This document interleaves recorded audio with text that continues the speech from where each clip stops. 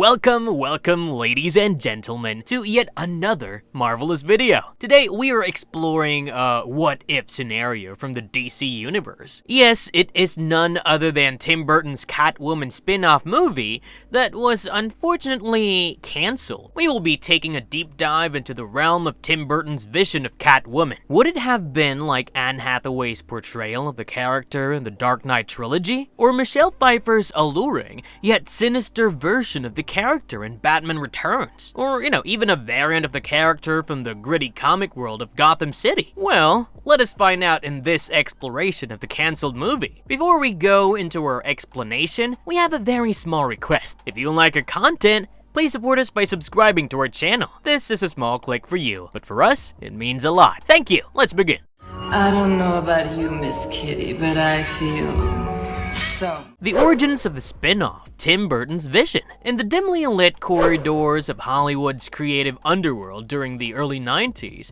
a peculiar idea began to simmer. It was a time when Tim Burton had already given the world two iconic Batman films that were as much a trip down a twisted lane of Gotham as they were superhero blockbusters. So, after the 1992 success of Batman Returns, the tale of Michelle Pfeiffer's Catwoman, with her stitched-up leather and undeniable allure, was far from over. A more perfect stage for a spin-off into the world of this anti-heroine feline seemed unimaginable. As it turns out, as many things in Burton's world do, what followed was anything but conventional. Burton, never one to shy from the offbeat, had a vision for Catwoman that was every bit as peculiar as it was audacious. Imagine a world where Selina Kyle leaves the shadowy skyscrapers of Gotham behind for a quaint, small town. But do not picture the usual cheerful small town with picket fences. This was Tim Burton's vision after all. It was to be an $18 million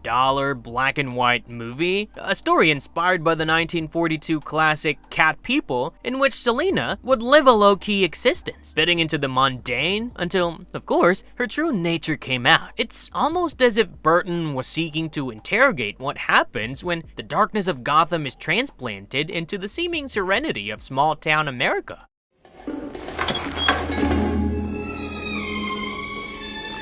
What could have been the plot and storyline? But yet another voice was getting in on the creative process. Daniel Waters, who was the screenwriter for Batman Returns. While Burton was imagining small-town woes and existential crisis in black and white, Waters was thinking of chaos on a more literal level. He saw Selina Kyle move to a Los Angeles version of Gotham, a sprawling, sun-drenched oasisburg that was as much a caricature of Las Vegas and Palm Springs as it was a den of crime. If there was a spine of substance within Waters' spin-off script, this had to be it. The Boys Before the Boys, a satirical superhero fare where the heroes of Oasisburg are, well, very far from noble. They were like celebrities looking for any opportunity to come to the rescue and bask in the glory. It was a perfect scene for Catwoman, who, after a traumatic showdown in Gotham, would discover that her new home was just as rotten underneath its glitzy facade. To Waters, Oasisburg was a crazed amalgamation of LA, Vegas, Palm Springs, Disneyland home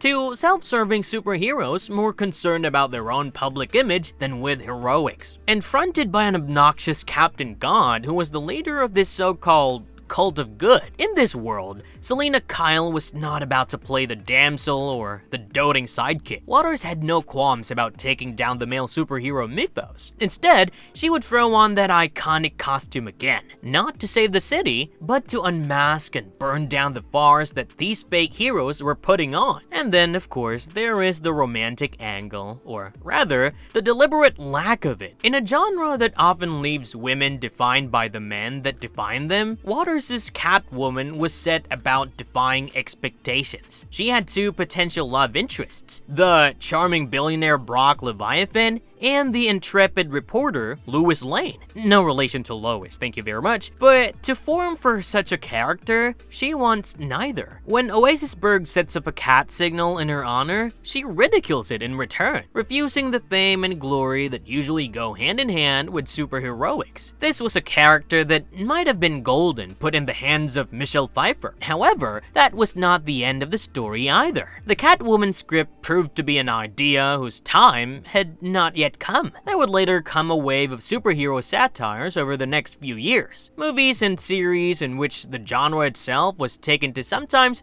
a critical, hilarious look. From Mystery Man to The Boys, the seeds of Waters' vision for Catwoman can be seen rising in these kinds of stories. You know, irreverent stories not afraid of pointing out or poking fun at cliches prevalent in the world of superheroes, yet still filled with social commentary. Looking for something?